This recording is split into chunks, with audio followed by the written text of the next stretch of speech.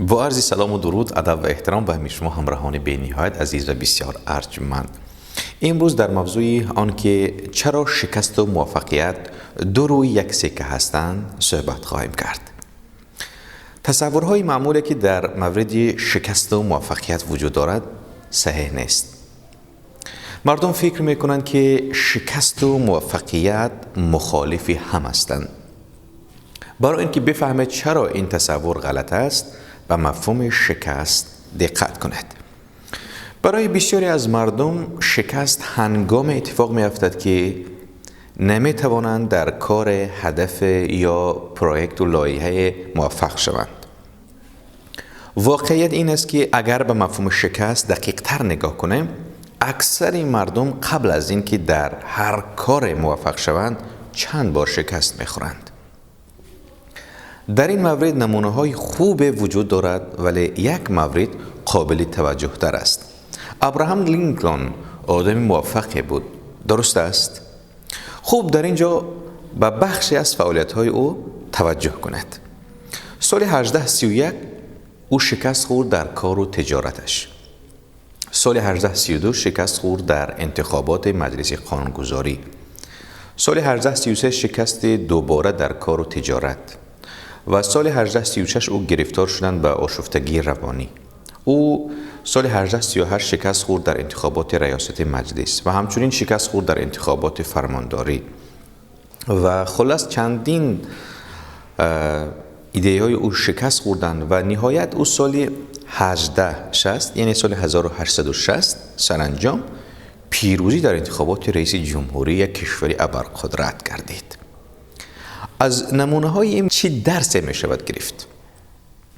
نظری بیشتر در مورد این مثال این است که او با وجود شکستایش تا رسیدن به موفقیت نهایی مبارزه برد و تلاش خود را نشان داد. مفهومش این است که شکست نقطه مقابل موفقیت بود که او دنبال میکرد. علاوه بر این، سلسله شکست‌هایی که او تجربه کرد تلاش‌هایی بودند که او برای رسیدن به موفقیت باید از خودش نشان میداد. خب بیاید به این مورد دقیق تر نگاه کنیم. اگر ابراهام لینکلن آن همه شکست را تجربه نمی کرد با توجه به دوره‌ای که او در آن زندگی میکرد، نمی توانست تجربه و بینشی ضروری را به دست بیاورد و چنان راهبری موفق و بزرگ شود. آیا او به هر یکی از آن مانع‌ها به چشم یک شکست نگاه میکرد یا یک قدمی موفقیت آمیز برای رسیدن به هدفهایش؟ آیا او زندگی را تلاش همراه با شکست میدید یا بازتاب هدفی که دنبال میکرد؟ توجه داشته باشید که او از هر شکست یاد می‌گرفت که باید چی کار کند تا بتواند به سمت هدف فردی و شغلیش به پیش برود. او از موفقیت‌هایش هم درس می‌گرفت. اصولاً هم از شکست و هم از موفقیت می‌شود درس گرفت.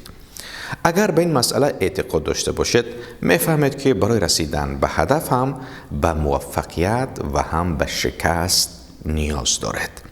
شکست و موفقیت بیشتر از این که با هم تفاوت داشته باشند به هم مانندند، یعنی شبیه همند. در اینجاست که باید طرز فکری را که در مورد شکست و موفقیت وجود دارد باید تغییر دهیم. شکست و موفقیت در دو قطب مختلفی هم قرار ندارند، بلکه در یک خط و در کنار هم هستند و با هم برابر رشد میکنند و پیش میروند. بنابراین شکست نقطه مقابل موفقیت نیست، بلکه جزء از موفقیت است. شما به شکست نیاز دارید تا درس بگیرید و از نو روی هدفتان برای موفقیت تمرکز کنید. بسیار خوب. اگر شکست بخش از موفقیت است و نقطه مخالف آن نیست، پس نقطه مخالف موفقیت چیست؟ این بسیار سوال مهم است. به این نکته توجه کنید که هم برای موفق شدن و هم برای شکست خوردن باید کار را حتما انجام دهید. باید با عشق و علاقه به کارتان ادامه بدهید. تلاش کنید و کار کنید تا موفق شوید یا شکست بخورید. بنابراین نقطه مخالف موفقیت فعالیت نکردن و به حرکتی و تلاش است. دقیقا همین طور نیست؟ بزرگترین تهدید موفقیت شکست نیست، بلکه فعالیت نکردن و تلاش است. در تلاش برای موفقیت باید از شکست به عنوان بخشی از موفقیت استقبال کنیم و از تلاش نکردن بپرهیزیم، دست کشیم. برای استقبال از شکست باید طرز فکرمان را پیش از همه باید تغییر دهیم. دیگر نباید نگران شکست خوردن باشد. شکست را بپذیرید، از آن درس بگیرید و بر راهتان برای رسیدن به هدف ادامه بدهید. وقتی با درس گرفتن از شکست‌هایتان اطلاعات بیشتری در مورد موفقیت به دست بیاورید، تصورتان در مورد موفقیت تغییر می‌کند و بهتر می‌شود. ولی هرگز نباید از پیشروی دست بردارید. پذیرفتن این طرز فکر در مورد شکست ابتدا مشکل به نظر می‌رسد، ولی سرانجام قدرت بخش خواهد بود. برای اینکه تلاش کردن را کنار بگذارید، ابتدا باید آن را بشناسید. میگوید استیو جابز. تلاش نکردن از کجا سرچشمه میگیرد؟ اکثری تلاش نکردن ها و به سوی هدف نرفتن نتیجه ترس، بی‌اعتماد بودن به نفس و عقب انداختن کارها و امروز و پگاه کردن است. تلاش نکردن از خستگی و تنبلی نیست. همه آدم ها انرژی دارند و می توانند برای رسیدن به هدفهایشان از انرژیشان استفاده کنند. حتی اگر شکست بخورند، این انرژی پایان نمی یابد. البته سرعت رسیدن به هدف در افراد مختلف گوناگون است. باید اضافه کرد که هیچ آدم تنبل نیست. شاید مردم انگیزه نداشته باشند یا اینکه شما انگیزه هایشان را درک نکنید، ولی تنبل نیستید و شکستشان به خاطر تنبلی نیست. در مورد شما هم همین طور است. چطور می توانیم ترس و شبهه، اعتماد به نفس و امروز و فردا کردن را کنار بگذاریم؟ برای اینکه شک و شبهه را کنار بگذارید، باید شجاعت و قاطعیت را در خودتان پرورش بدهید. این رفتار را باید با تمرین کردن یاد بگیرید. با شجاعت هر شکست را پیروز خواهد دید. خوب است که به تصمیم هایی که میگیرید توجه کنید و یاد بگیرید که همیشه تصمیم های بهتری بگیرید. اعتماد به نفس و عزت نفس و آگاهی عبارت است. هرچی عزت نفس شما و آگاهیت از محیط اطراف بیشتر شود، بهتر میتوانید عمل کنید و از طرف میزان شکست شما نیز پایین خواهد آمد.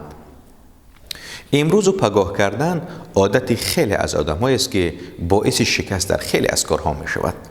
اولین چیزی که باید بدانید این است که این مشکل نیست، بلکه مکانیزم برای سازگاری با مسئله‌های مختلف است.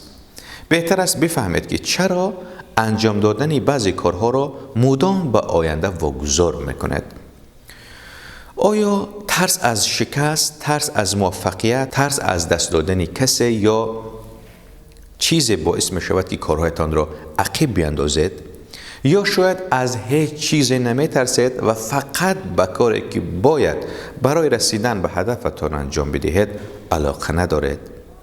اگر بفهمید به چه دلیلی برای انجام دادن کارهایتان امروز و پگاه می کند، راحت‌تر می توانید این مشکل و علت شکست خود را برطرف کنید.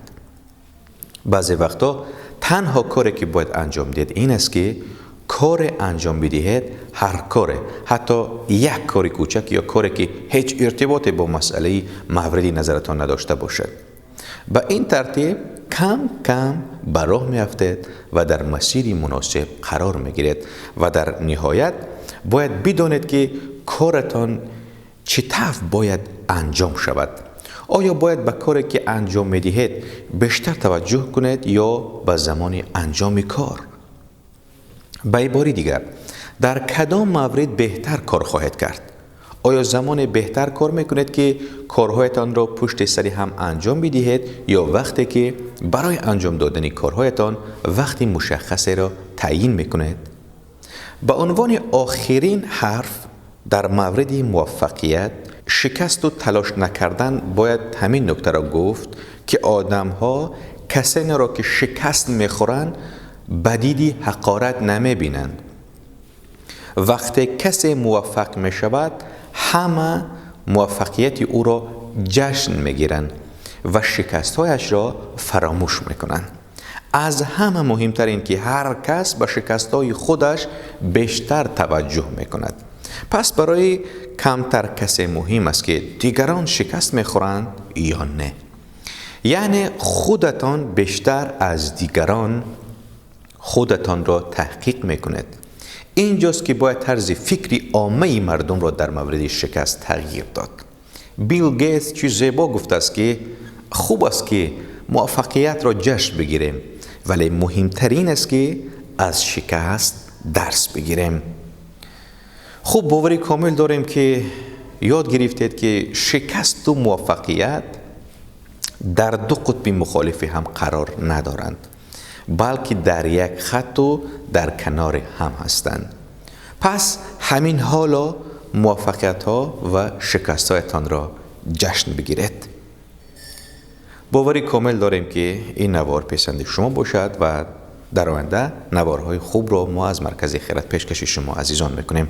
با نوارهای مرکزی خیرات بمانید.